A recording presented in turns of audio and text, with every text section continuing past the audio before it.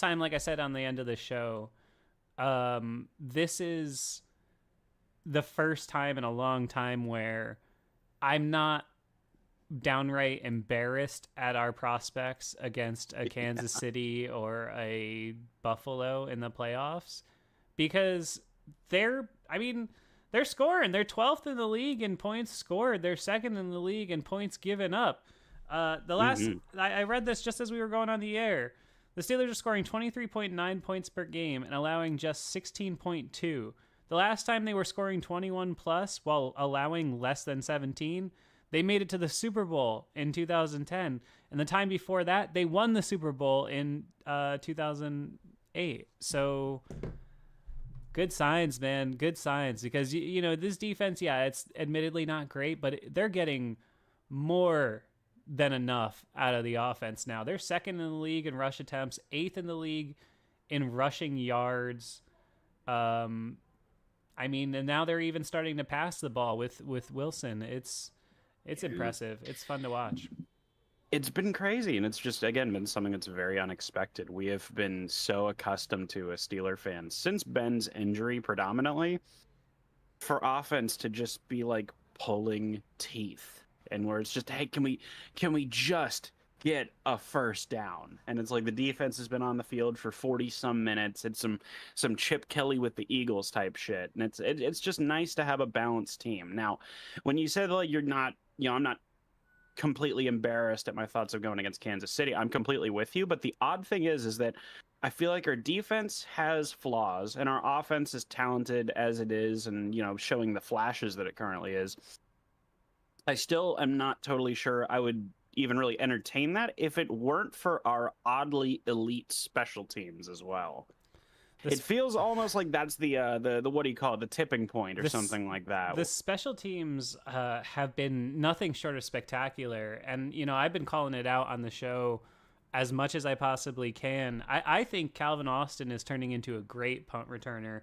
I can't remember if it was the final scoring drive or the one before that. It was the final scoring drive where the Washington punted from their own end zone, and Calvin returned Calvin got like 12. It was I think it was 16, maybe something like that. But it was 13, whatever it was. It was a handful of yards.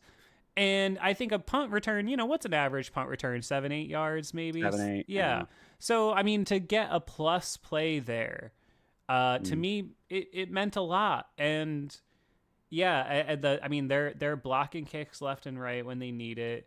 The kick coverage was a little less than stellar this week with Austin Eckler back there. Are you noticing this trend now where teams are putting like pretty good running backs back there? Eckler, Jalen Warren. It's fascinating to see how that. I haven't seen too many get broken though for touchdowns. Have you? Wait, which thing are we talking on about? Kickoffs? I missed part of that. On kickoffs. Oh, yeah. And I'm not sure I like it all that much, to be honest with you. With Eckler, it makes sense. With Warren, I'm just not. Warren, I understand that you said that you feel like him and Eckler are kind of from the same mold. I always kind of looked at him as like this. It would be like putting Frank Gore in a punt return. Like, could he find a hole or two? Sure, but is he the most optimal punt return? Not to me. Yeah. Or kick returner, but. It's just, despite that, like, he's been good. I don't know what this trend, I should say, is with them putting running backs back there, but maybe they just got tired of the Deontay Johnsons in the world fumbling it and giving them the ball at the 1 yard line. Mike has always had a penchant for running backs on kick returns. He used to do it way back early in his tenure here. I remember Gary Russell returning kicks and being like, why the hell is Gary Russell returning kicks? Oh, I forgot about that. Why are you making me relive Gary Russell returning kicks? I'm pretty sure I remember Kerry Davis back there, or that might have just been on like a hands team or something like that. He loves the idea of like a bowling ball on the kick return.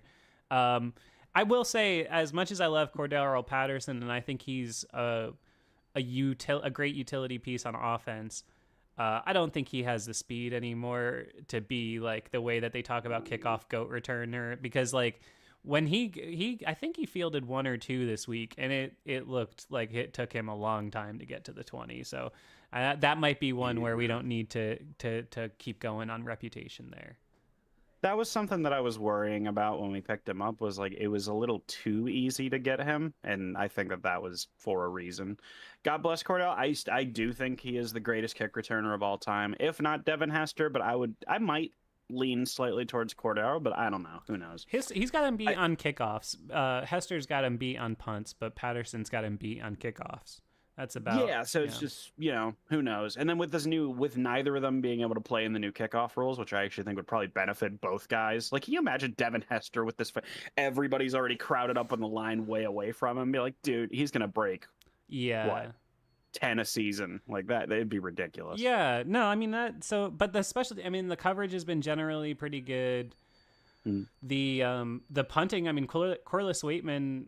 I can count on one hand the few like not so great punts he's had. He had one this week. He was punting from pretty deep, but and then Calvin Austin too. The other thing I want to shout out, I mentioned it on the show, but when he did the whole fake punt catch thing, he faked him out by like 30 yards. I mean, it wasn't like lots of times you see that you're faking the guy out by like 10 yards, but he was on like the 30. He was a little lucky it didn't go coffin corner though, because that thing was close to that was close to bouncing out in front of the goalpost.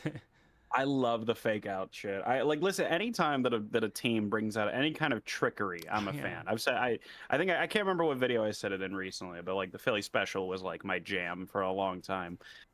Or a Statue of Liberty plays dumb shit like that. Yeah. You're like, why on earth are you doing that? Or like the kickoff return where like the one guy like lies down. Remember that? Didn't somebody do that like 10 or 15 years ago? Belichick maybe.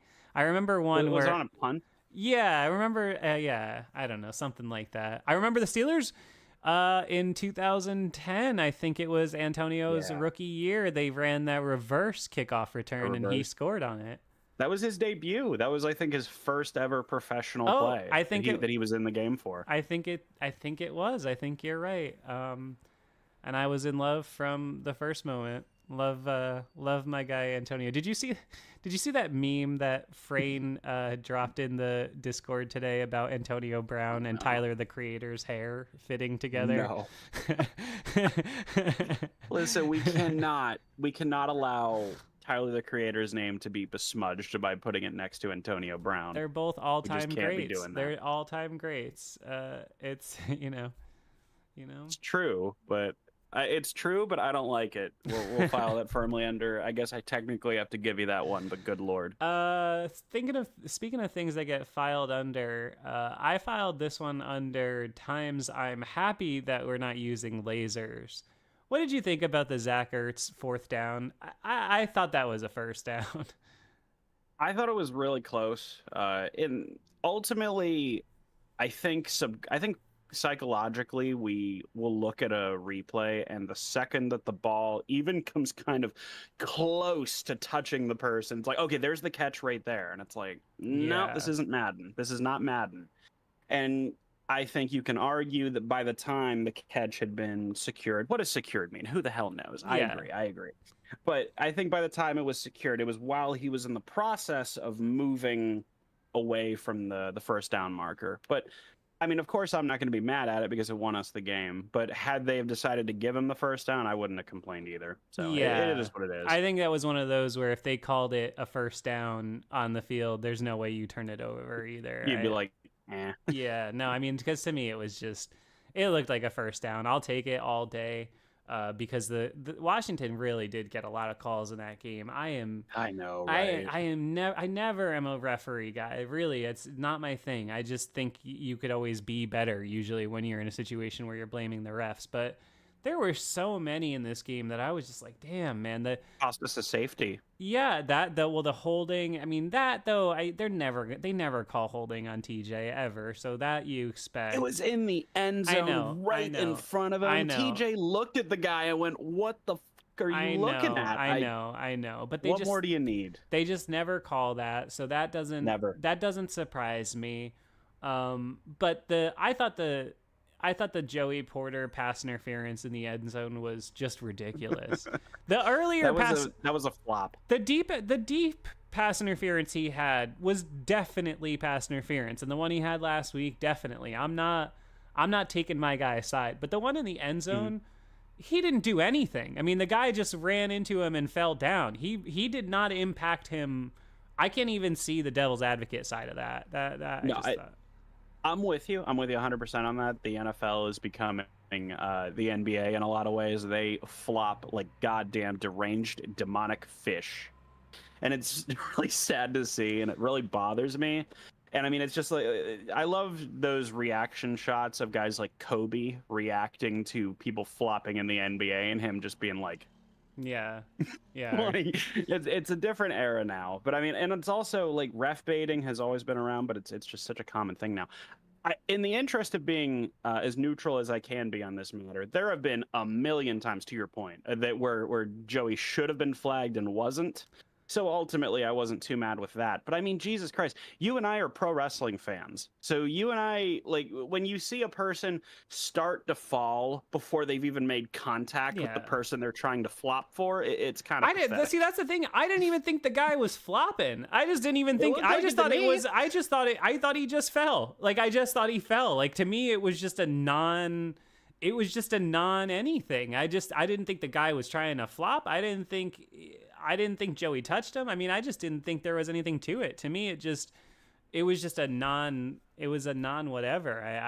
It definitely wasn't Joe. Joey was definitely not the reason he fell. That's definitely for sure. But it looked like a flop to me. Maybe I'm too critical, but well, that's the other side. That's the other side of it, though. That's the other side of it, though. Is Joey now developing a reputation where this is a thing that referees are looking for? Because I mean, I think they watch a little bit of tape too, or at least they get used to, they go to the little steak dinners for the referees where they all have their like night out and get whiskey, and they're like, oh, that Joey Porter Jr., he's handsy and he like, right? Do they do that? Is that a thing refs do? Do they hang out and drink whiskey together? Oh, I would imagine. Right. They got to be friends because it's one of those jobs, being a referee, that there's really only like 0.00001% of people on the whole planet that'll ever really understand you. Right. So much in the same way that like football players hang out with other professional athletes and whatnot, I could totally imagine that they all like. Could you totally? Do you remember when you went on that spiel that one time in a video like last year, and it was like, do they all get together and carpool together? How much do they get paid? And then Frain got a hold of it and made it moldy and awesome. Yes. I hope he does that this week with my little rant on how high Russell's balls are. That was my favorite part of the show. I was trying to write that, and I was like, the loft on his balls, how high his balls are. Because I love how like hilarious out of context people talking about like I'm talking about like bro dudes who are way more like X's and O's than like me, and you just like turn on Brian Baldinger and he's like and then this guy's balls are just bouncing every which way, and you're like this is not, we're not talking about sports, we're talking about something entirely different. Never ever forget when we played the Raiders one year, call it 2011, 2012, and someone was talking about their ability to suck in these. It is amazing the kind of things that they say, and I wonder, do commentators like hear themselves after they say it and just like put their head in their hands and like, I'm about to get memed for the next 10 years? You remember that time? I wonder. You remember that time that Antonio Brown caught like 23 passes for like 300 yards against the Raiders? What was that day? Was it like 295 or something? Yeah, like the number 297 sticks out for me, but you could totally be right. I have no idea. But it's just those are the kind of games that some of the greats can have, where they just will take over, and there's fucking nothing you can do about it. What was that? Garrett Wilson and Russell Wilson, Garrett Wilson and Aaron Rodgers, where they're talking about his connection, about how it's just so like he'll have 23 catches and barely turn it into 100 yards. Antonio Brown with Ben Roethlisberger as his quarterback got 23 catches also and turned it into pretty much a number of NFL records. He had Antonio had 14 games over 150 yards in his career. That's insane. It was his career high was that game against Oakland in 2015. He had 17 catches on 23 targets for 284 yards. Wild. That game was outrageous. That was a fun game to look back on and go through because it just felt like every time that you looked, Ben was launching it deep to Brown, or Brown was going to get some kind of slant, and then he takes it another 40 yards. The guy was just different, man. He was built different, as the kids say. Yeah, And that in my 20 opinion, he's the greatest of all time. that 2015 season he had was just unreal, man. Mm-hmm. How are we already on the Antonio Brown train? We He is are the greatest furniture thrower of all time. 136 catches for 1,834 yards. That sounds made up. That's what he did in 2015. I'm pretty sure he was out for a game or two also. Am I wrong? 2015, no, he played every game. It was 17 Okay. he got hurt. He was having maybe an even better season. He was even going to That's maybe what I'm get thinking MVP votes, but then he got hurt. Oh yeah, and that's when even Chris Collinsworth hates the Steelers, Mhm. and even he was like, if this guy is not at least get a couple votes as MVP, like he has to be in that conversation. It's like when you have Chris Collinsworth saying that a Steeler is undeniable, that says a lot. I think That says a lot. I think if I remember correctly, he got hurt in the we'll see those guys again in January Patriots game. I think he got hurt in I think that was the Jesse James game, was it not? Yeah. Yeah, that sounds correct. And I mean, like, it's also frustrating because, like, if I'm not mistaken, Brown, when he got hurt, I might be mixing this up, but I'm pretty sure when he got hurt, it was on that long first play before the Jesse James play, like the one that got us into range in the first place. So it's all that for nothing. You know what I mean? No, It the kinda long did one, blow our in that season. game was Juju. Oh, was it Juju? Yeah, that was Juju. The catch and run to set up. Yeah, that was Juju. Yep. Okay. Rookie Juju. Yeah. Okay, well we are staring down the barrel of a 7-2 game football team. We love it. Mhm. Off to a great start. If you're hanging out, make sure you hit that like button. Make sure you think about going over to patreon.com/5SMU and joining up over there to support the show. We've had a ton of growth. Discord server is off the charts fun this year. It's constantly alive. I love it. Can't hype it up enough. If you want to have a little fun hanging out with a really cool and active community, go join up. Patreon.com/5SMU. Do it now. Do it. Yes. All right. I think we should talk a little bit about this run game because I continue to be really, even though I think Najee didn't have a great game, I still am continuing to feel like the Steelers' run game is starting to control defenses. Are you starting to sense that? There's some of this misdirection stuff and these play fakes that Arthur Smith is mixing in where that one to Heath, I almost call him, to Muth, in the red zone to set up Muth's touchdown, the one where they play faked and then he Wide open. He went to the left. You just saw the whole defense get sucked up, and I mean, it was just a wide open, easy completion. And this is the stuff that we just have not had in the playbook accessible to us the last 4 or 5 years or so. So, where are you in your halfway midseason report for Arthur Smith? Because I'm impressed.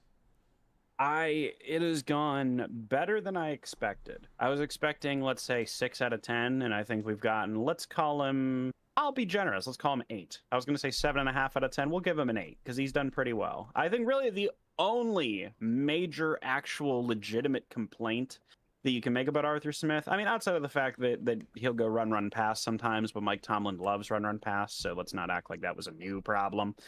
But it's also the tosses, right? It's the tosses. That's the big thing that everybody complains about. It's the thing everybody memes. They don't really work. I understand why he feels the need to do it, just to kind of change things up, get them running in one direction or the other, so you're not just focused solely on the line the whole time. I don't really know if you stop them. Just for the fact that it is good to change things up and provide a counterpunch here and there. But if they're not working every time, I don't know.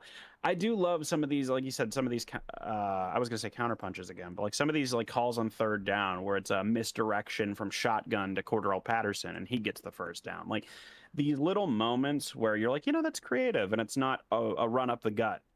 Yeah. I mean, it comes a point where we're like, okay, there's a time to be Smash Mouth, but you do have to change it up at some point. And Right. I like what I've seen from Arthur. Yeah, and I mean, I to the point of, I felt like that was a heavy theme of the show this week. Which, by the way, if you haven't seen our show, I think it's one of the best I've ever made. Some people are calling it the best episode of 5-star matchup ever made. Lots of people are saying it. I would check it out. It's been huge. Yeah, absolutely huge. It is 22 minutes of awesomeness, so go check it out.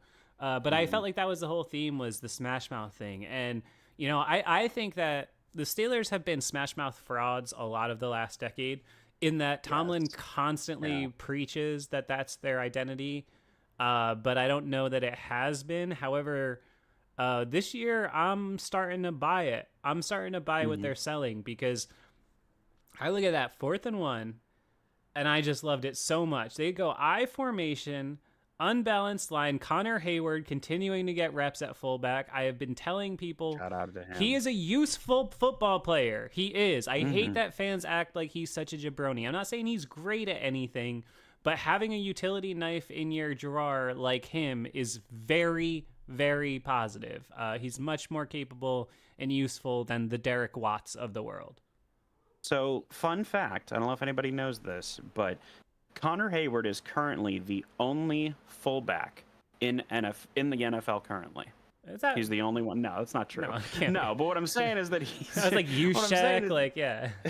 Yeah, no. But it's just the fact that he has so many moments where you're like, yeah, that was a good catch. Like, is he going to go down the field and, catch it 40 yards down the field? No, of course not. But as a fullback, like, if you want to have him go out wide or something like that and try to like bait somebody out, or like, hey, maybe nobody's paying attention to Connor because they think he's blocking, and now we have a nice little 10-yard gain. Like, these are good, important things to have. They're building blocks, if you will, and I think that Connor's a pretty good building block, if I can Tomlin my way through this segment. And that 4th and 1, they went, and a lot of people I'm sure just didn't even notice it in real time, because God knows, nobody on the national broadcast ever says anything. This is why I wish you could listen to local broadcasts in the NFL, because it's much better. That's one thing I really like about basketball and baseball versus the NFL, is that you're always listening to national broadcasters that that watch your team twice a year maybe. So, but I noticed it right away. They switched Broderick over to the left side at tight end and had Darnell Washington and Connor Hayward, and they just said, and then they pulled McCormick, and they just said, do something about it. We're going 4th and 1, and we're getting it. And I mean, you give the ball to the electric meatball, and he just blasts his way for a couple yards. You get an easy first down conversion. I think that there is a difference between saying you're Smash Mouth and being Smash Mouth. And right now, the 2024 Pittsburgh Steelers, to me, are the most Smash Mouth team in football right now. Honestly, they are just hitting you with a bag of hammers. And it's so strange because we're predominantly a zone run team. And I mean, like, it's not like zone run can't be Smash Mouth, as you clearly see, but I mean, it's called power football for a reason, typically. Like, it's just kind of all about pushing people and getting them off the line. But whenever you watch the Steelers O-line, they just do a great job of stepping in synergy. I'm a big fan. I like keeping up with the Army Black Knights, and I love seeing how their triple option offense is just like, I've never seen. They're like 5 robots on that offensive line. They are all moving in the exact same direction with the exact same purpose. Yeah, that's what they're, as you would expect. That's what they're trained to. Yes. Yeah, no, but that's what I'm saying, is that like when you have, and I like seeing a little bit, like a small taste of that on my Steelers, where it's not just, does anybody remember that scene from The Longest Yard whenever they first get down to scrimmage and nobody knows how to block, and so they all start beating the shit out of each other? That's felt like the Steelers run blocking for quite some time, and so for the last year or two where that hasn't been the case, it's been a great change up. So, and what are we? We're the second, or no, I'm sorry, we're 8th in the league in rush yards, right? I think somewhere around there. I know we're 2nd in the league in rush attempts. Yeah. We're straight up just Marty Schottenheimering people, and it's very fun to watch. Yeah, I'm a big second fan. in the league in rush attempts, 8th in the league in rush yards, and then we're 4th in the league in rush yards given up. We've outrushed our opponents by 450 yards. You're going to win a lot of time of possession when that's the case. I mean, especially when you're not turning it over. Yeah. No, I mean it's the average Steelers drive this season is 2 minutes and 57 seconds and 6 plays and 30 yards. That's the average drive that they're having this season. That includes even the time with Justin Fields. You remember what that was like last year? Our average drive, I mean, I can tell you, I'll look it up. 2023. 13 seconds. Yeah.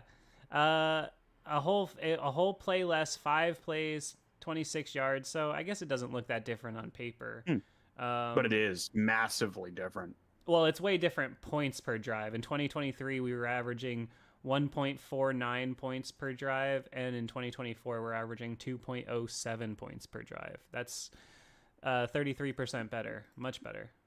We were on some Zach Wilson kind of shit with our points per drive the last couple of years.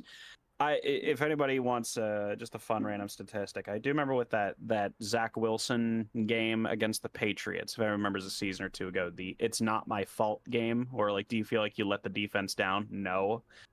And I remember that it was like they had 97 yards of passing, I think, through the whole game, and that they were averaging a couple inches per snap, not yards per snap, inches per snap. And they said it was like the worst second half of football ever.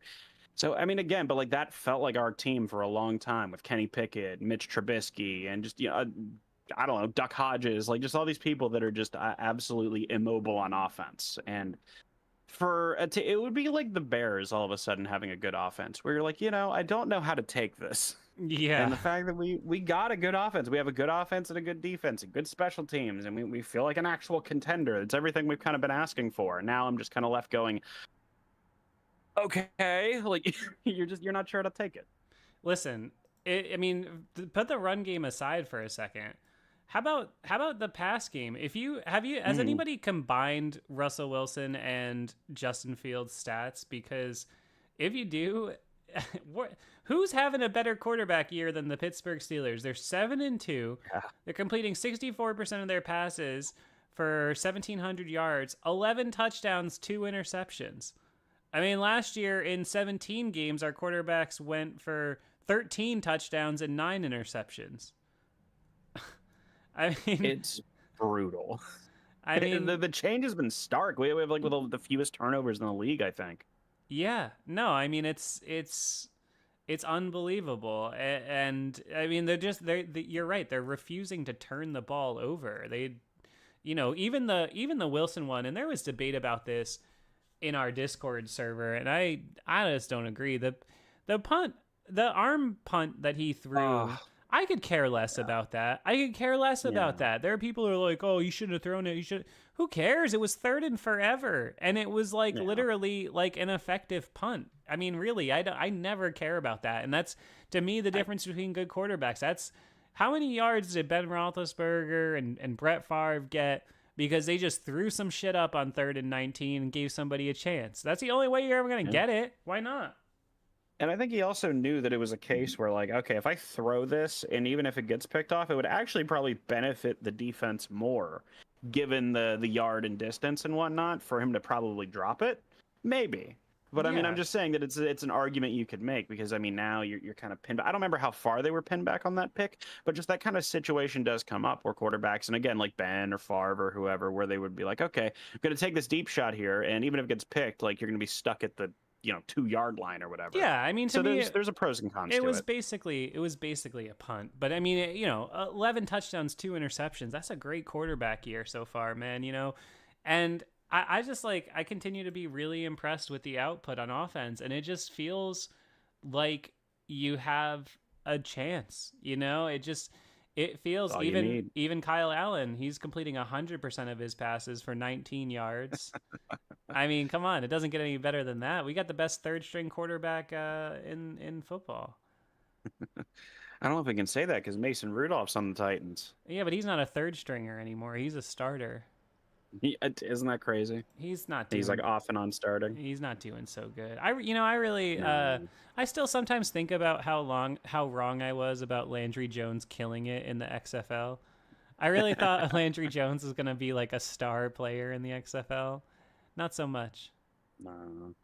He was fortunate to be able to throw slants to Martavis Bryant at times. I was at that game against the Cardinals. That was I think that was the most amazing athletic play I've ever seen in person. Jogging past everybody. That Yeah, was it was nuts. unbelievable. Martavis, I'll never forget that, man. When I for the like that first year, that first 2 years of him, I just remember being like, damn. Like, this guy is the best athlete on the field every single week. It didn't look like he was running fast at all, and he'd just blow by guys. The Alien was kind of a perfect nickname for him. Granted, it's a little corny, but most nicknames are to a degree. He was an alien. He was a dude that, like, you could talk about people that maybe had better straight line speed, but his just ability to get past. He had that ability that other guys have. I'm trying to name somebody offhand, but no one's coming to mind. But the how fast are you? Well, it depends on who's chasing me. You know what I mean? Right, Or like right. where Patrick Mahomes is always like conveniently just like that much faster than whoever's chasing behind him. Yeah. It's just that ability that some guys have, and I think he'd had that. Yeah, exactly.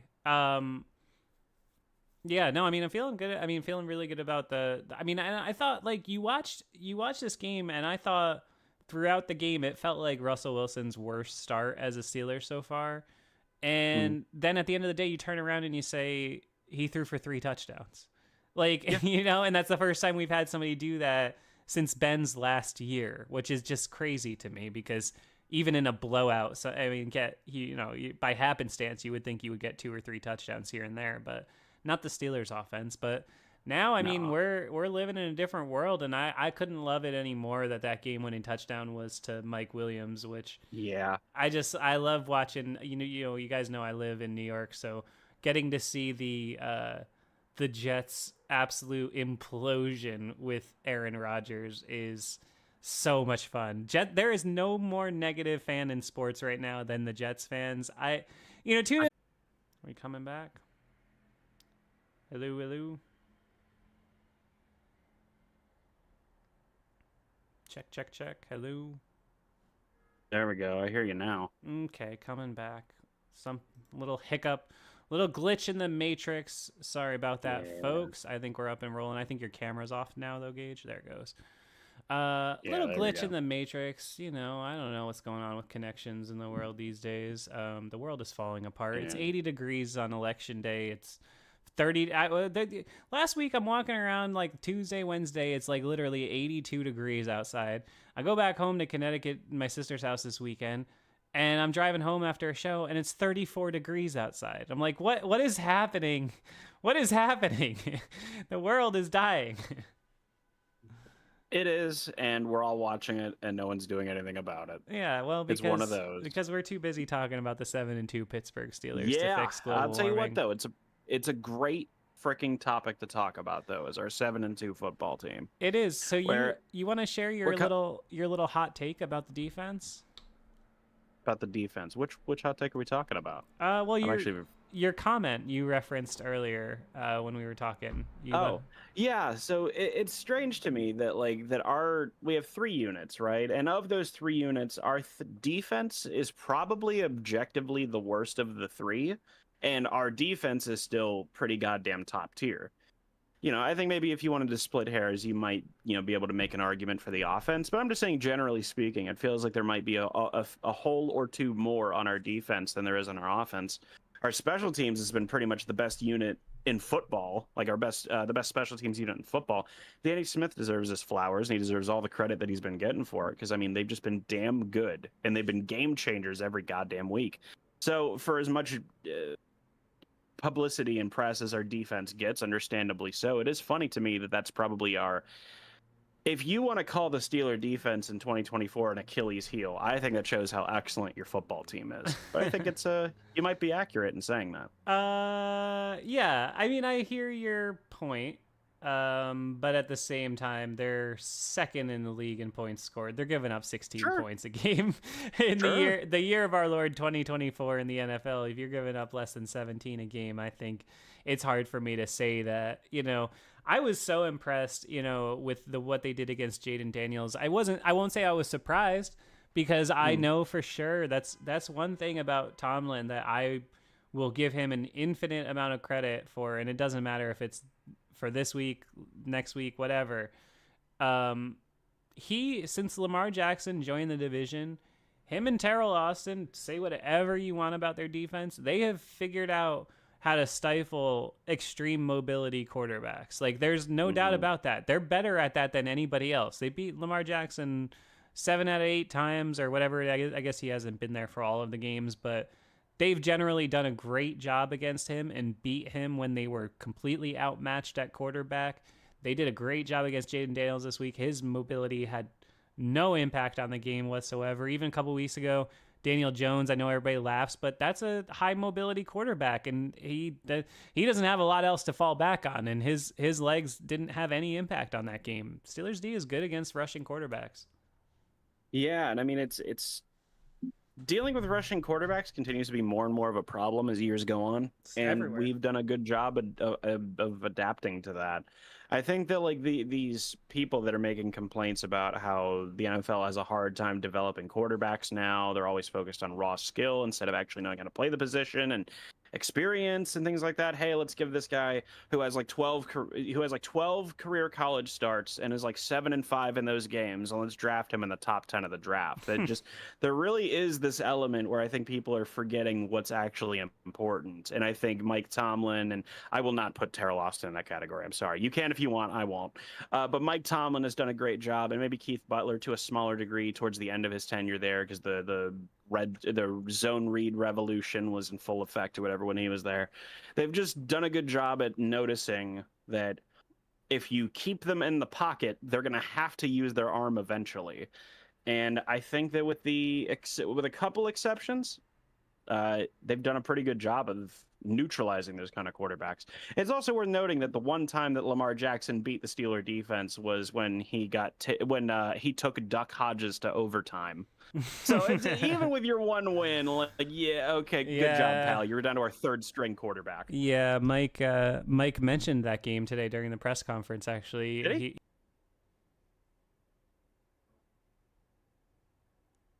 All right, no more camera for me. You think it's that? I don't think it's that, because I think it's my connection going off too, because it's messing up the YouTube. No, I'm sure it's your connection, but typically it gets better when I turn my camera off. It's so weird and annoying. I don't know why we're having connection issues today, folks. Sorry about that. Yeah. Where were we? I don't know. Yeah. Actually, I kind of lost my train of thought. I was in the middle of something. Then our Comcast freaking ass internet over here had to rear its ugly head again.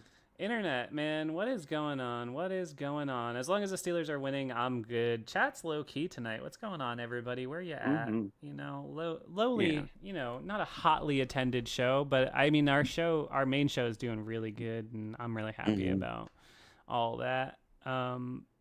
What was I going to say? Yeah, so it's Ravens week, baby. It's Ravens week. It is Ravens week, and the Steelers got to do a good job. I mean, this is their half game up on Baltimore. They just got the one more loss. I think they're 7-3. They haven't had their bye yet. Yep. Have you watched the Ravens much this year? I wouldn't say a huge amount, but I mean, I know that Lamar's been on a tear. You know, I know that he's been doing pretty well.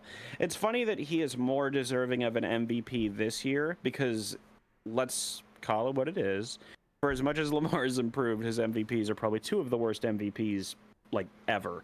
So it's ironic, though, that he'll get a third MVP, and this will be the one where he truly does deserve it. He's done well, and I think that, it's a credit to him, and I think he's improved a ton, especially. I think that they said that he's currently the best middle-of-the-field passer in the entire NFL. So he's done super damn well. I just think that he's going to run into the same problems that he always runs into with our defense, and I think if we can score, call it 24 points, I don't think that they're going to beat us.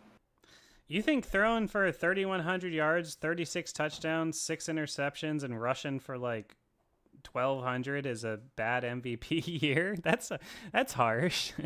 Which MVP year was that? That's in 2019. That was his first MVP year. Oh yeah, that year where he was not a very efficient passer in the long scheme, and then also got absolutely demolished. What was it, 28-3 in the playoffs by the Chargers? Yeah, where that was one of my favorite games of that year because they basically, I think they went, if I'm not mistaken, they went into not dime. I think they added in another DB on top of it, and they basically played the RPO, or what is it, the force fill spill rolls or whatever the hell they're called, with all these guys that had absolutely no business being able to muscle the Baltimore offense. Yeah, but he threw for 36 touchdowns, rushed for 7 and 1,200 yards. Come on, that's ridiculous. It's a good MVP. That's a valuable year. He is definitely going to probably win it again if he finishes strong. I think maybe the second one was just worse, it makes me think that the first one was worse by extension. He's just a really talented player, Mr. Jackson. He is 100%. Mr. Jackson, as Mike Tomlin called him repeatedly. He said in the post-game press conference, he said, "Be slow comparing people," because somebody compared him, Jaden Daniels, to Lamar Jackson, and he said, "Be slow with that comparison. That's Mr. Jackson you're talking about." He clearly just has, the utmost respect for him. Which, by the way, why are they comparing those two quarterbacks? They have virtually nothing in common. Like, they're both mobile quarterbacks, and that's about it. Yeah, well, you know why, but... Well, yeah. Okay, if we're going to get into that, that's fair. Yeah, you're not wrong. Broad strokes, you know why. Yeah. A lot of Patriots fans. The thing is, though, the Ravens, the offense is much improved and continues to be a real powerhouse this season, but their defense, not really very good. Their pass defense, I believe, is 32nd in the league. Yeah. And they've given up 107 more points than the Steelers have. They've also scored 100 more, but they've given up 100 more. They need to do something. Like, this has definitely got to be... I mean, I know that we're going to run the ball probably more than we're going to throw it, because that's just Tomlin 101. But this is definitely going to be a game where even the quote-unquote meaningless deep shots are meaningful. Just throw it at them as much as you can, pretty much. I mean, if Russ goes out there and throws 3 first-half picks, sure, we might have to change the game plan up a bit. But I'm saying, generally speaking, if you're going up against the 32nd ranked pass defense and you have like national media and content creators all making fun of how bad your pass defense is, you got to make sure you do something about that. Yeah, I mean, look at it this way: they have the MVP candidate, the leading MVP candidate in the NFL at quarterback, and they've given up 400 more passing yards than they have. If you were a quarterback, if you just made a quarterback out of whoever played the Ravens this year, they'd have 3,000 yards passing, 22 touchdowns, 6 picks. Not a bad year. No. It's not that far off from Lamar Jackson's 24 touchdowns. 2 picks is impressive, though. He's not turning the ball over, that's for sure. Yeah. I wonder if this is going to be another like 13-10 game. I kind of hope it is.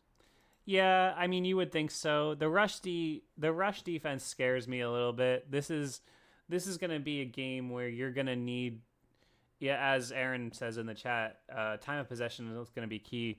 You're going to need the middle linebackers, defensive line. You're going to need those guys to play great, and you're going to need Patrick Queen, your big off-season turncoat acquisition. You're going to need him to continue his strong play, because I thought he had his best game as a Steeler so far on Sunday. He was showing up everywhere, and if he can start playing like that consistently, it's going to help them a lot. And you got to imagine he'll be motivated going against his former team, obviously. Yeah. I mean, I hope so. I know that we also have Obi-Wan, who's going to be going up against a lot of divisional opponents who he has a plethora of experience with. Has years ago, but I like seeing a little bit of heat in a rivalry game. Yeah, everybody loves a little heat in a rivalry game. Sorry, we might have just lost our connection again. We're moving. Oh, no. I know. I don't know what the hell's going on today. I restarted my modem before we did everything. Really apologize for that, folks. Thanks for bearing with us. I know it must be super annoying. Gage came back ranting about some sort of blood sport. I know he was talking about the defensive line. But yeah, I mean, this is a game where you need to prove your Smash Mouth identity, and you got to stop these guys. I think also another guy besides Patrick Queen who had his best game of the season as a Steeler, Cam Hayward, man, I think he's continuing to get better. I almost think he's having his best season. He's been leaping off the page. He's been leaping off the page every week. I wonder if this is Cam Hayward's last stand where he's showing the last little bit of elite play he's got left. I hope not. I hope I'm wrong, but he's been very, I don't know, in my opinion, he's been very hit or miss. And now when he's hit and he's been great. And then at other times he's just kind of been, a little farther along, as you would expect from being another year older in the league. So I don't know. I enjoy seeing Cam, and I'm very happy that we were able to keep him, and God bless him. But I don't know. I don't think he's having his best year at all. But I don't think he's having a bad year by any stretch of the imagination. He's done pretty damn well. Yeah, I mean, he's been in the defensive. He's learned throughout the last number of years. He hasn't been able to get to the quarterback as quickly, but in that time, he's also become a master at swatting helicopters out of the sky. Yeah, that's absolutely true. But he's got 5 sacks from the D line. I mean, TJ's only got 6.5, so it's not like. I had no idea he had that many. Yeah, Cam's been having a nice year. I think he had 2 this week, so that makes that number look nicer. But I mean, 14 quarterback hits. That's only 2 less than TJ. Man, he has. I guess it has been an under the radar year because I watch every single game and usually more than once, just like you. And I had no idea. Yeah, I just feel like he's really getting around. He's moving around the ball a lot. I thought he blew up that trick play that they were going to try to run where they were going to toss it back. Hilarious. He chased down the speedster and respect at 35 and 300 pounds or whatever he is. Never not impressed with Slammerin Cameron Hayward. Bam Bam Cam. Yeah, he's really great. Bad news though on defense, of course, is Alex Highsmith went down with a little bit of an injury. Looked really bad to me in real time. I mean, to me it looked like a dislocated ankle or something. I thought his leg was just hanging there. But I guess I guess he's all right. They said 2 to 3 weeks, little ankle sprain. Well, they're going to bring him back probably 2 to 3 weeks sooner than they should. I mean, Jesus Christ, we're talking about the National Concussion Association, who loves trotting quarterbacks out the next week. So I totally expect that this is probably a 2-month injury that's going to be healed in 3 weeks with, needles and prayers. So no, I'm kidding. But it's something that you're going to watch out and monitor for. And I would be shocked if he came back and was playing as well as he had been. So it is what it is. I remember watching it and just kind of I even showed my wife the replay, and it was just when you see the ankle just turn that 45-degree angle, and it's just through no fault of anybody's own. I don't think Alex was trying to trample the guy's ankle or any shit like that. It's just in those weird little skirmishes. That's how football is, where one bad snap or one bad hit can end things. Yeah, no doubt about it. I thought to me, it looked like so much worse than it ended up being. I was very surprised to see that it was just a simple ankle sprain. I thought for sure it was going to be much worse. So, I thought so too. Breathe a sigh of relief on that one because he is so important to what they do. And I mean, thankfully they went out and got Preston Smith, and I thought he showed up a couple times this week, and he's a good player. I mean, he's somebody, he's a known commodity, as Mike Tomlin might say. Glad to have him in the fold, and I think he'll do a more than capable job stepping in for Alex in the next couple of weeks. And, and Herbig should be back, so that helps a little bit too. Over the last few years, we've been very obsessed with bringing in Larry Ogunjobi's. I don't know if that makes sense or not, but these veteran guys that can still make some good impact plays that aren't necessarily showing their age all too badly can kind of lead up the younger kids that you're bringing in every single year. It feels like Tomlin's become more of he inherited a veteran team, and now, much like Cowher, the farther he went into his career, is now much a veteran head coach with veteran players around him. It has become its own thing, its own archetype in recent memory. Well, it's something I've been thinking about too. Because the defense generally, in the early days of Tomlin, the defense was all veterans, even bordering on old, when they kind of all aged out at the same time. But then, we entered this period where then the defense was the younger unit, the offense was the more veteran unit, and then it kind of switched again. towards the end of Ben's career, where we started to build a little bit of a defense when Minka came over and stuff like that. And then suddenly everybody on the offense besides Roethlisberger, especially that last year in 2021, everybody on the offense was like a teenager practically. And now they're starting to round into form. And I think what's really cool to see is, with Pat getting his extension, I really wish Najee would have gotten an extension as well. But seeing those guys get their extension and become sort of mid-career guys as opposed to like young guys, and even Pickens now not far behind them, just a year behind them, they were so in such desperate need of true leadership at that quarterback position, and they just were so desperate for it, because once Roethlisberger left, it's like, okay, you signed Trubisky. No one's like seriously like, oh, thank God we signed Mitchell Trubisky. Like, I don't think I saw one Steeler like, put on their story like, oh shit, we got Mitch. Like, not one. No one is ever going to be excited about that. And then of course you add Pickett, and there were glimmers of hope here and there, but I don't know that they ever. Yeah, I think he showed his maturity level, and I just think with Wilson, you're seeing such a different level of leadership here. It was fun seeing Najee being the rookie second year guy. When you saw that change really happen, where he all of a sudden was the voice of reason and was the veteran leadership, even though he wasn't, but he was the veteran voice of reason, I guess, on that offensive squad and whatnot. And to see him, like, I loved in particular when they said, hey, it seems like your guys' offense is pretty predictable, and he just shot the reporter the biggest like Humphrey Bogart look I've ever seen in my life. Just like, yeah, no shit, dude, but like I'm here so I won't get fined kind of thing. It was great.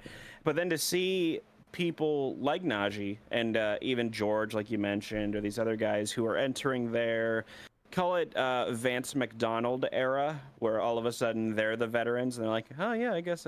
I love hearing this story. It's always what reminds me of these people that come into the leadership roles in the offense, where they were looking around, and this is after I think like Antonio had gone and Le'Veon had gone and all these other guys had gone, and then the offensive coordinator or whoever was kind of be like, all right, everybody pair up with the vets. They just kind of looked around. They're like, yeah, Vance, I guess you're our vet here. Like, it's just, you get to a weird point where, like, I guess time does keep moving, doesn't it? Not the Vance McDonald era of your career. Yeah. God bless Vance. Yeah, he was solid for a couple of years. He was okay. But Wilson, Wilson, I thought, especially the post-game press conference, I love listening to those because, as you know, you can just do so much reading between the lines. And the thing that got me was listening to him. He sounded exactly like Mike Tomlin. I mean, to a T. They're espousing the same quotes and the same, blink and cut your eyelids off and all that kind of stuff. And I just think they're proven to be a match made in heaven, at least so far. Who knows how long this honeymoon period is going to be, but at least right now it feels, the vibes, I have to say, the vibes are the most positive they have been. And at least as long as I've been doing this show, right? It just feels like there's an element of belief that we just haven't seen straight up since before Roethlisberger tore his elbow. We had that oddly in our rookie year of the show a little bit, because it was just kind of this, fuck it, like, let's see what happens, because we just kept winning no matter what. Like, quarterback goes down, we keep winning. Second quarterback goes down, we keep winning. All these injuries on the offense and defense, we somehow keep winning, and we were in the playoffs race until the very last week. So we had that a little bit there, but it was kind of this, like, it wasn't fool's gold, because we all understood that, we weren't going to win a championship that year, but we were just going to see how far it would take us, like, playing with no stakes, I guess, if you will, which was fun. But definitely in terms of, hey, we have a team here that might do something, like past getting blown out in the wild card round. Like it's a different feeling, and it's definitely the highest it's been since, in 5-star matchup history. In the history of 5-star matchup, yeah. Mm-hmm. It is so fun. Can I just say, like, insider baseball right now, like, this is the first time in a long time that I've had a lot of fun making the show. Like, not that I don't have a good time making this show and I don't love, providing good content for everybody. I will say, like, especially towards that rough patch last year, I really was getting to a point, and I felt like this coming into the season when I wasn't sure what to expect, where I was just like, man, I just don't know that I have that much like excitement around watching this team. You know what I mean? No. And I hated that I was that way, because it was genuinely the first time in my life that I had felt like that for an extended period of time. I just the Pickett Canada era just is enough to bring a man to his knees. You know what I mean? It'll make you question what you believe in as a sports fan. It really did. It was just so brutal, and it was just an epic swing and a miss. And I'm so glad that no one in the NFL wanted to believe that Russell Wilson could still play, because the Steelers got him for nothing. That's insane. Look around the league right now. Look at all these teams like that are just at 2-7 or whatever it is. Like the Giants, I know they had Russell Wilson in for a visit before we signed him. Are they a better team than 2-8 if Russell Wilson's on their roster right now? 100%. He has to be. Yeah. 100%. They've scored 150 points and given up 222. They lost to the freaking Panthers. Did you watch any of that game? What a pathetic excuse for a football game that was. I heard about it. Were we talking about the Broncos? Giants, sorry. The Giants, right? The Giants. I'd heard both of them in there somehow. But yeah, the Giants. Listen, their fate was sealed once they signed Danny Derps to $160 million. I will say it, and I will keep saying it, because I saw a tremendous amount of cope from Giants fans when that deal first got announced, and it reminded me very much of the Blake Bortles extension from the Jaguars, where they're like, we're just going to give a fuckload of money to Blake Bortles, and everybody was just kind of unanimously, yeah, that'll go well, surely. Well, Bortles, I mean, at least to be fair, they were in a position where it kind of felt like they were kind of stuck, because they had just gotten to the AFC Championship game, and it was like, you just didn't know. You were like, I guess we have to do this, You just can't do that. It didn't work out. Daniel Jones, he's played 10 games. He's got 2,000 yards, 8 touchdowns, 7 interceptions. That is... How many fumbles? Horrible. How many fumbles? I need to know. Let me see. I'm looking. Fumbles. Because that's the thing, is that he is a turnover machine. He has really become the new Jameis Winston in a lot of ways. I know Jameis is still playing, but he's the same kind of archetype, where just, he'll make some good plays and he can run fast. Daniel Jones is way faster than Jameis Winston is. But like, the fact remains that he's going to turn the ball over about 7 times a game. So what the hell's the point? Yeah, he has 4 fumbles. Just 4? That seems incredibly low. Yeah, well, he hasn't run quite as much this year, but yeah, his pocket presence is also just fucking. No, he's absolutely terrible. There's no doubt about it. But I mean, that's a team though that you look at and you're like, man, like, why didn't they give Russell Wilson $2 million idea. The Panthers with Bryce Young, the Saints with Derek Carr. The Saints look like one of the bleakest operations in all of the NFL right now. Suddenly we're going around the league, but sure, they're like $90 million over the cap next year, and they're not good at anything. They just stink. I will just take a quick victory lap on my what your favorite NFL team says about you video I made, and I had a person or two be like, "Whoa, bro, the Saints look really good this year." That aged poorly, and I was like, it's the Derek Carr led Saints. Give it time, it'll fall apart. And lo and behold, it's Dennis Allen and Derek Carr. Yeah, they're going to be the ones that have totally like, just bring this franchise back from the depths that Drew Brees left it in after he left. Like, get Derek fuck out of here. Derek Carr has the most uncanny ability to somehow make his stat sheet look not terrible. But when you watch him, the eye test is horrible. He's a tease. Like, he's got 1,500 yards passing. He's missed 3 games. He's thrown 11 touchdowns, 4 interceptions. Quarterback rating 102. Like, it doesn't look that bad, but then when you watch him, you see him throwing balls that are getting people absolutely killed and just brutal. And Did poor you see that Alvin Chris Kamara. Olave? How many tackles has Alvin Kamara taken for that team? I have no idea. God bless Kamara, because he could have went to another team and really maximized his usefulness, and he was like, nope, I'm going to stay with New Orleans. Yeah. Now, granted, he got Drew Brees for a lot of that, but nonetheless.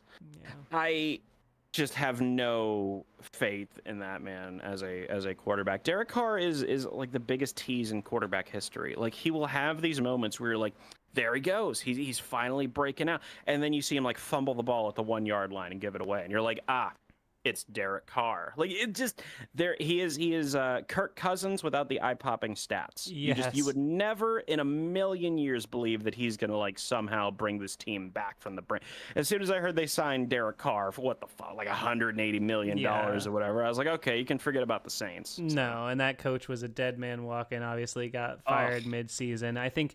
Speaking of getting fired mid-season, Chicago Bears fired their offensive coordinator today.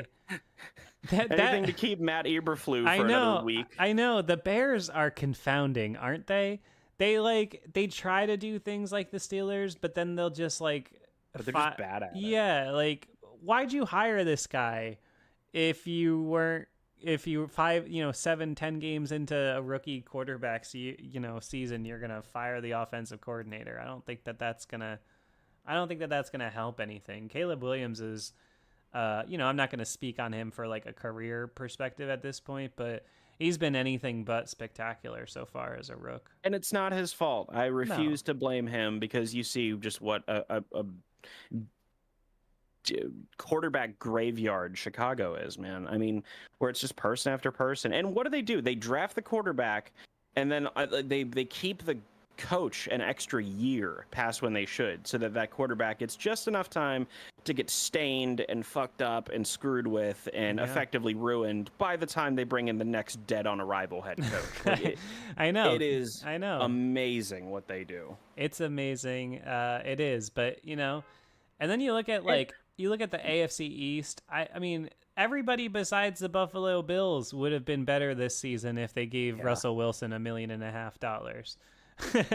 I mean, the Patriots, at least they have... Outside of the Patriots, they have something at least with the quarterback where you say, okay, they might have a future here and they're just working towards it right now.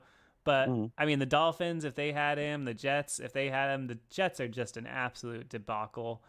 Tua Tagovailoa, I mean, Jesus, Moses and Mary. I mean, you want to talk about a guy who was like speed running an NFL career. I mean, did you see him throw an interception and then dive his head first straight at the guy who fucking picked him off? I know, it's rough. And the thing is, it's not even like he's like really good. He's just pretty good. You know, I mean, I think his best year... AI made a quarterback. Yeah, last year was his best year. He did have 4,600 yards and 29 touchdowns, but... just in totality, I don't know. A lot of these guys now that we're looking at that have become like sort of like mid-career quarterbacks now. Tua, Trevor Lawrence. I'm trying to think of other guys in this ilk, but those are the two that come to my mind where I'm like, maybe Dak Prescott even, where you say these are guys that have or are gonna be getting major contracts, and you wonder, like, are they good enough? I don't know. It doesn't feel like the Jaguars are really... I mean, Trevor Lawrence has played every game, has he not? He's played 9. I think so. He's played 9. He missed this week, I guess. Oh yeah, that's right. Mac Jones played and he stunk up the joint. He's played 9 out of 10 games and they're 2-8. How good could he possibly be? I wonder where Trevor was at with having an entire year to be corrupted by Urban Meyer. It really seemed like when you hear Urban Meyer and Trevor Lawrence, you're like, this is either going to be the greatest combination in the history of football, or it's going to flame out and fall apart horribly. And so then by the time you get Doug Peterson there, a guy who is good but kind of needs his own structure.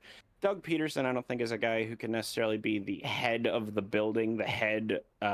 Like, he always had DiFilippo and Frank Reich and all these other guys to kind of guide him in the right direction, so that whenever you take Doug Peterson and throw him on a Shad Khan team, for fuck's sakes. That's just, it seems like if the Jaguars are run half as badly as AEW is, then that was pretty much hopeless on Hey, preach. It's real glass.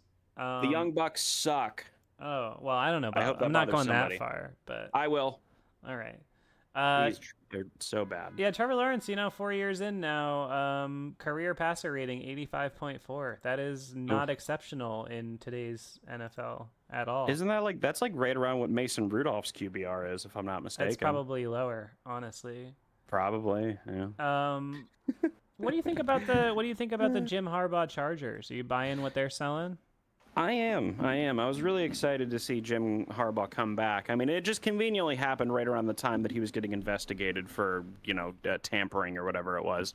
But nonetheless, man, I mean, I always love coaches that are all about, smash mouth, run the ball, play good defense, because we just don't see a lot of it now. I mean, we see some of it, but, I mean, you see that, nowadays everybody wants to build their team like the Chiefs. Everybody wants to, excuse me, build their team like the Eagles and run 4 verts and chuck it deep, because I mean that's what's most fun to watch. And so then when you have people that counterpunch and are just like, yeah, we'll give you 4 yards, but we're only going to give you those 4 yards, and you're going to have to take that for 4 entire quarters. It's a fun little counterpunch.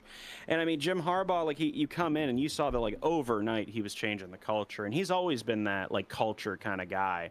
And so I like Jim. Shout out to Jim. I'm glad that he's doing well. I'm glad he got another chance to be a head coach, because he was a guy that I mean, man, if it wasn't for Kyle Shanahan coming in and saving the 49ers after all of their shit and bringing in Jim Tom Sula and all that stuff, they really thought that Jim Tom Sula was going to somehow replace freaking Jim Harbaugh. Unreal.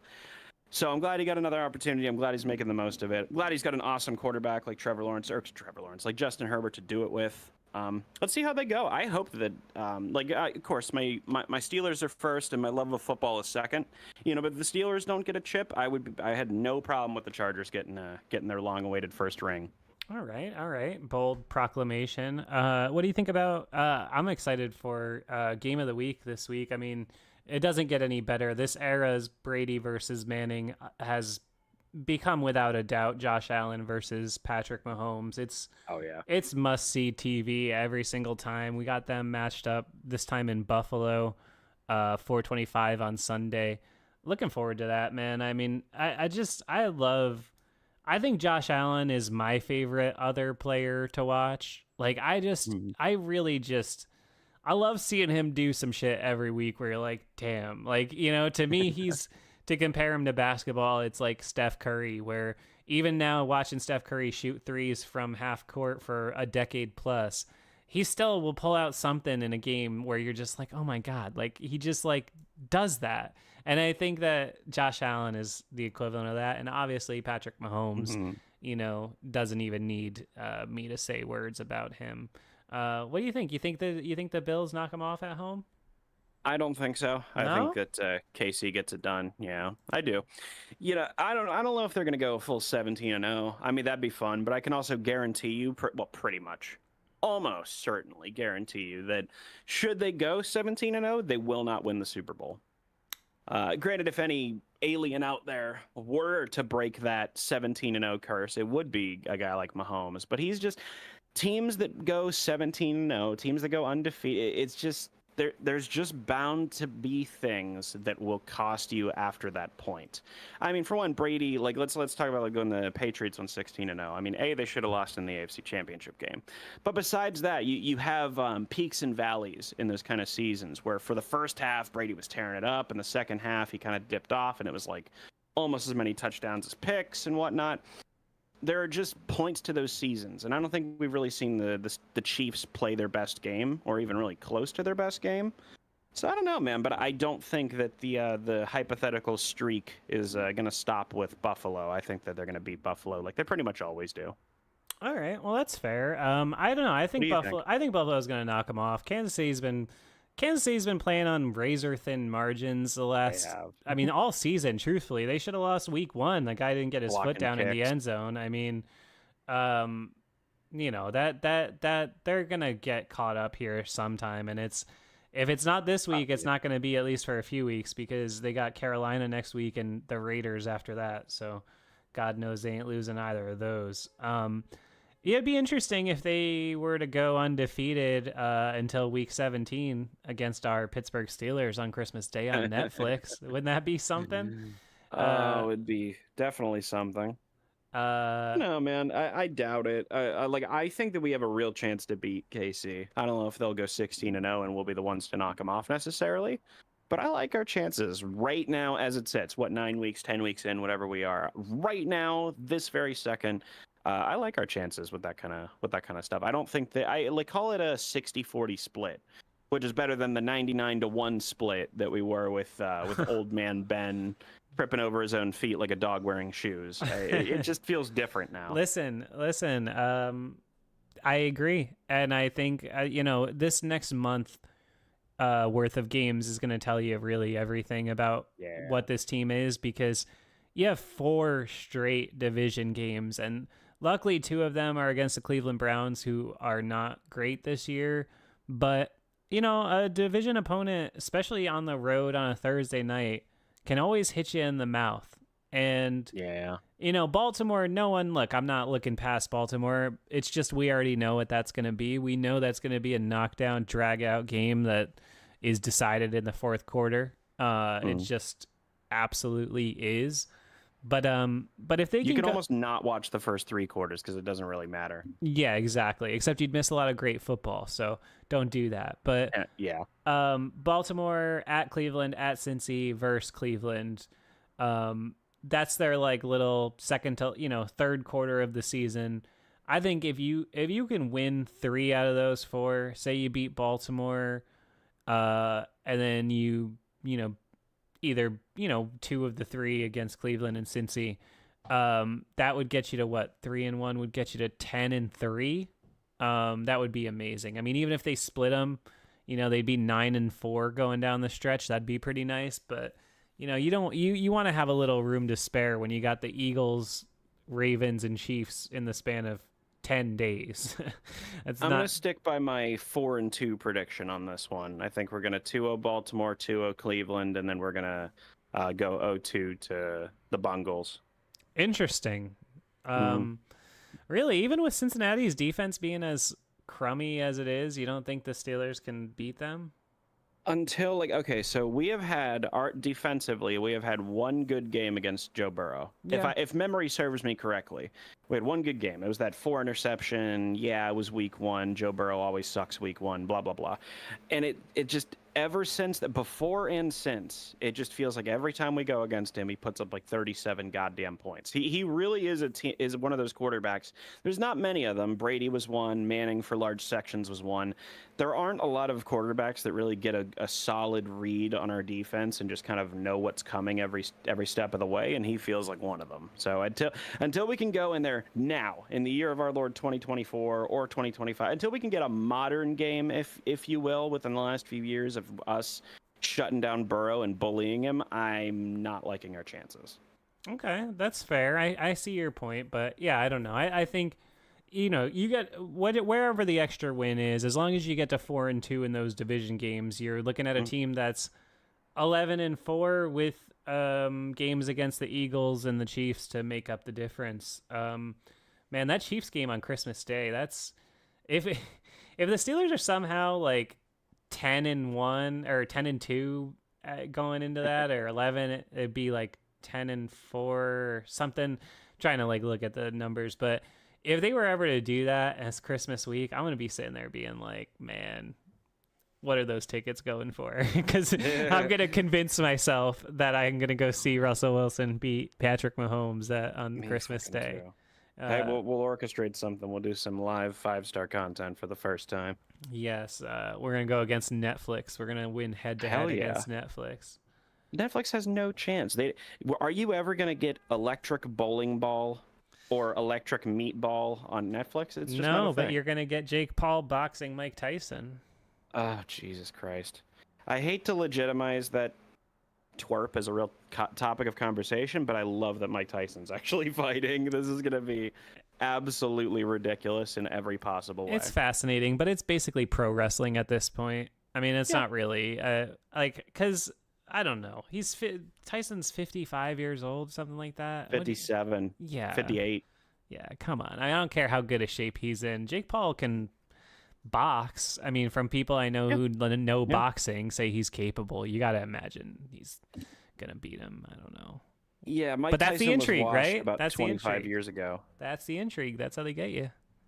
Yeah, and I mean, like a lot of these big fights where you're like, well, what is going to happen? Usually one person takes one punch and that's it. And it's like the most like unconvincing, boring knockdown, almost like it's, set up that way. Yeah, it's no. But like I don't know. I don't think Mike Tyson's going to take a dive. He doesn't strike me as that kind of guy. Can you bet on this? Probably, right?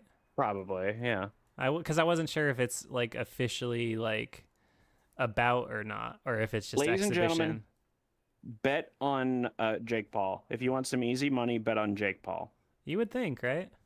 Listen, man, I've been a fight fan for a long time. I mean, not for a huge amount of time, but since like the early UFC 100s is right around when I started watching. So that's what, 2009, 2010. It's been around a little while.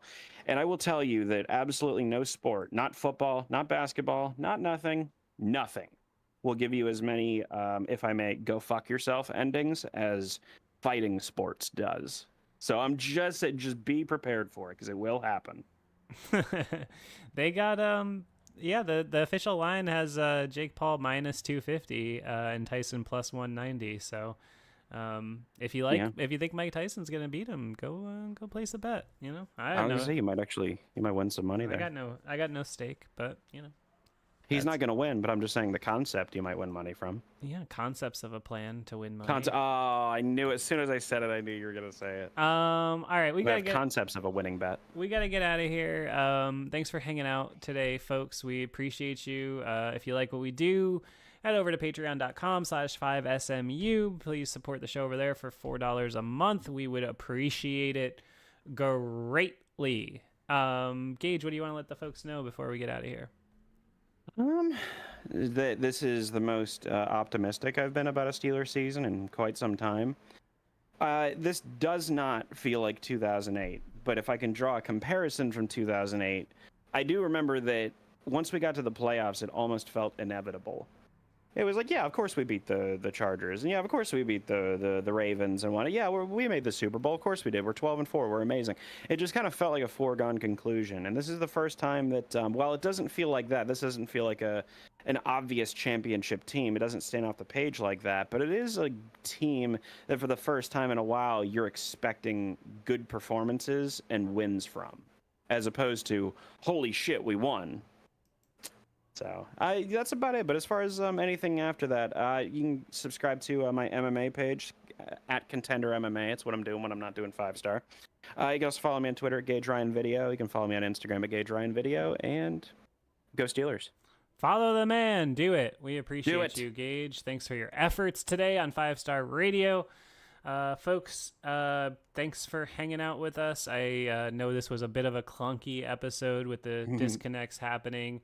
I don't know. Wish I had a better answer. Just kind of happens sometimes, but it is what it is. We powered through, tried to get a good show off for you guys. I hope you enjoyed the main show. Hope you checked it out.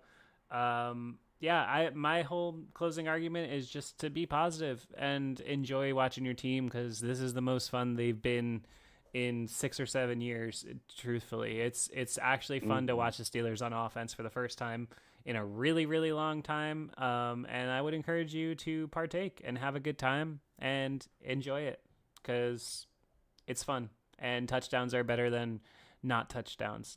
I didn't even use Chris Boswell's stinger money this week, because he didn't even have to kick a field. He didn't kick a field goal, Gage. Oh yeah, I guess you're right. It was 4 touchdowns. He didn't kick a field goal. I could have used it on the last extra point, but that would break my own rules. It's only for field goals. No, that's cheap. No, but that's a good thing, and that means we're moving and shaking in the right direction. So here we go, Steelers. Let's go Ravens week. Get the job done against Baltimore. Bring back a dub. Get to 8-2. That's unfathomable, but would be incredible if we could ever do it. I don't know. I'll catch you down the road on the next edition of 5-Star Radio. Adios.